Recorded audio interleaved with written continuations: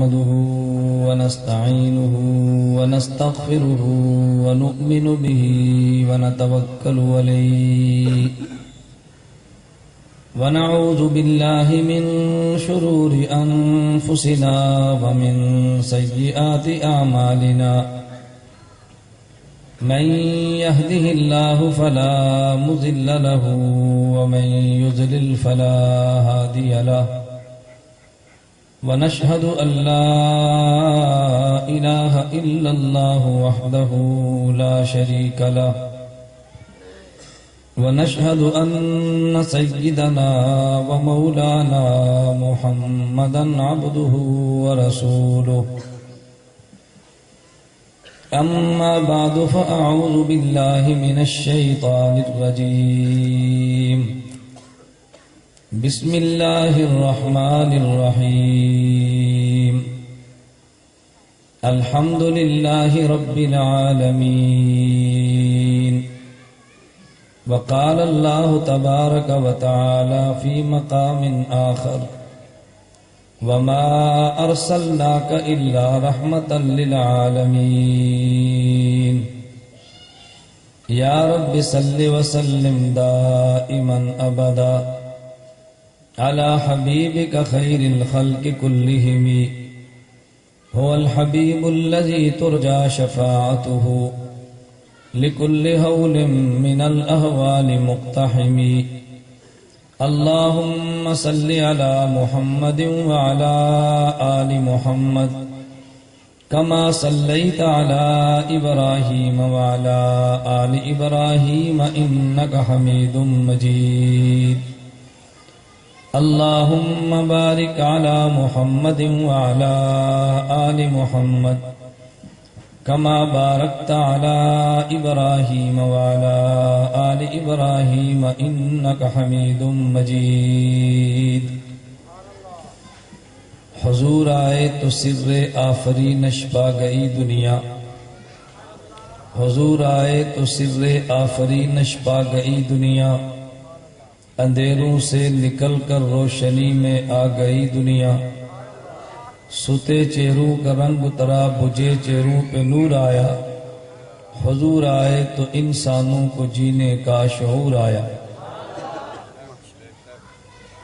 ذرے اس خاک کے تابندہ ستارے ہوں گے ذرے اس خاک کے تابندہ ستارے ہوں گے جس جگہ آپ نے نالین اتارے ہوں گے ذرے اس خاک کے تابندہ ستارے ہوں گے جس جگہ آپ نے نالین اتارے ہوں گے لوگ تو چلے اس نے عمل لے کے روزے حساب سرورہ ہم کو تو فقط تیرے ہی سہارے ہوں گے میرے نہایت واجب الاحترام بزرگوں مسلک اہل سنت والجماعت سے تعلق رکھنے والے وجود نوجوان دوستوں اور بھائیوں ہماری آج کی محفل حمد و نعت میں 11 بجے کی بجائے 1 بجے بیان شروع ہوا اللہ گواہ ہے اس تاخیر میں میرا ذرہ برابر بھی قصور نہیں میں وقت کی اس قدر پابندی کرتا ہوں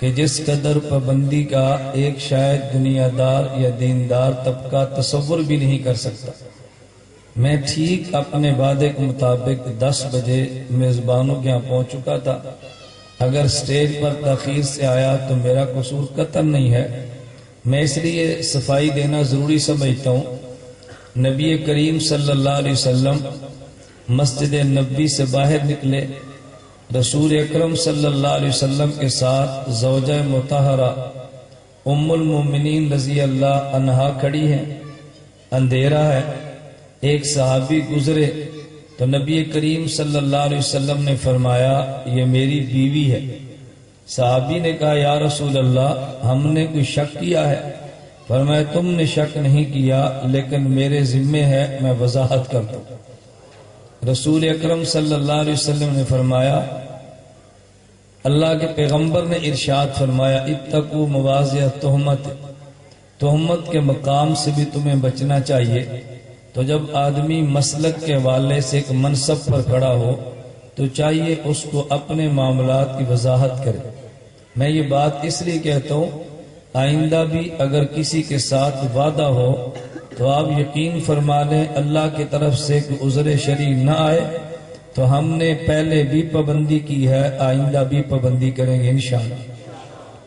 اور میں اکثر احباب سے کہتا ہوں، اتحاد اہل سنت والجماعت کی جو سروس ہے وہ نو لیٹ اور نو ویٹ پر چلتی ہے۔ ہم نہ کسی کو انتظار کا موقع دیتے ہیں نہ ہی تاخیر کا موقع دیتے ہیں۔ میں ہر جلسے پر بر وقت آتا ہوں۔ اللہ رب العزت میری اور آپ تمام کی حفاظت فرمائے۔ اللہ ہمیں عافیت کے ساتھ مسلک کی خدمت کے لیے قبول فرمائے۔ تو میں نے وضاحت اس لیے کر دی ہے کہ آپ میرے بارے میں بدگمانی کا شکار نہ ہوں کہ شاید میں نے خطبہ کی طرح تاخیر کی ہے۔ میں بحمد اللہ تعالی مسلک اہل سنت والجماعت احناف دیوبند کا محض خطیب نہیں بلکہ وکیل ہوں۔ خطابت کی گفتگو الگ ہوتی ہے اور وکالت کی گفتگو الگ ہوتی ہے۔ خطیب اپنے موقف کو بیان کرتا ہے اور وکیل اپنے موقف پہ دلائل کو بیان کرتا ہے۔ میں اسی وکالت کے طرز پہ انشاءاللہ آپ کی مجلس میں حمد و نعت پہ گفتگو کروں گا۔ اس کے لیے میں نے 2 آیتیں تلاوت کی ہیں۔ نمبر 1 الحمدللہ رب العالمین، نمبر 2 وما ارسلناک الا رحمتا للعالمین۔ حمد بھی تعریف کو کہتے ہیں، نعت بھی تعریف کو کہتے ہیں، لیکن ہمارے عرف اور ماحول میں عموماً جب حمد کہا جائے تو مراد اللہ کی تعریف ہوتی ہے، اور جب نعت کہا جائے تو خاتم الانبیاء محمد عربی صلی اللہ علیہ وسلم کی تعریف ہوتی ہے۔ اس اصول کو سمجھیں تاکہ اس کے بعد میں آگے اپنی گفتگو شروع کروں۔ کبھی بعض احباب کو گلہ ہوتا ہے، امام اعظم ابو حنیفہ کے ساتھ بعض مقامات پہ رضی اللہ عنہ لکھا ہوتا ہے تو لوگ کہتے ہیں کہ رضی اللہ عنہ یہ صحابی کے ساتھ خاص ہے، احناف نے امام ابو حنیفہ کے ساتھ کیوں لکھا ہے؟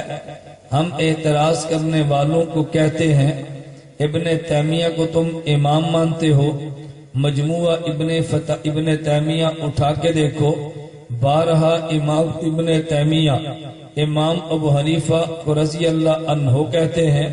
لوگ کہتے ہیں کیوں؟ میں نے کہا اگر قرآن کریم کو دیکھو تو قرآن نے جس طرح صحابہ کو رضی اللہ عنہم کہا ہے اسی طرح تابعین کو رضی اللہ عنہم کہا ہے۔ والسابقون الاولون من المہاجرین والانصار والذین اتبعوہم باحسان رضی اللہ عنہم ورضوا عنہ۔ مہاجرین صحابہ بھی رضی اللہ، انصار صحابہ بھی رضی اللہ، ان کی اتباع کرنے والے بھی رضی اللہ۔ لیکن اگر ہر کسی کے ساتھ رضی اللہ عنہ لکھ دیا جائے اشکال پیدا ہوگا، یہ کون ہے؟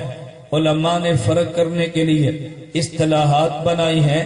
خاتم الانبیاء کا نام آئے تو صلی اللہ علیہ وسلم تحریر کرتے ہیں۔ حضرت آدم سے لے کر عیسیٰ علیہ السلام کسی نبی کا نام آئے علیہ السلام تحریر کرتے ہیں۔ اگر صحابی کا نام آئے تو رضی اللہ عنہ تحریر کرتے ہیں۔ اگر تابعی اور اس کے بعد ولی کا نام آئے تو رحمہ اللہ تحریر کرتے ہیں۔ میں مزید سمجھانے کے لیے کہتا ہوں اللہ رب العزت کی اس پوری مجلس پہ رحمت ہو۔ توجہ کرنا، اللہ کی اس پوری مجلس پہ، تو جس پہ رحمت اس کو عربی میں کیا کہتے ہیں؟ رحمت اللہ ہے، بولیے نا رحمت اللہ ہے۔ اب ہمارے ہاں زندوں پر بھی رحمت اور مردوں پر بھی، جو دنیا میں ہے ان پر بھی رحمت، جو دنیا سے چلے گئے ان پر بھی۔ لیکن اگر کوئی بندہ آپ سے پوچھے بتاؤ آپ کے والد مرحوم کا کیا حال ہے، یہ لڑکا فوراً کہے گا نہیں میرے ابا جی تو زندہ ہیں۔ بات سمجھ آئی؟ پوچھو جی آپ کے چچا مرحوم کا کیا حال ہے، یہ کیا کہو؟ نہیں مولانا صاحب میرے چچا جی تو جو زندہ ہے مرحوم نہیں ہوتا۔ زندہ پر بھی رحمت اور مردہ پر بھی، لیکن ہمارے ہاں رحمت کا معنی ایک ہے، مرحوم کا معنی ایک ہے۔ ہمارے ماحول میں عموماً مرحوم اسے کہتے ہیں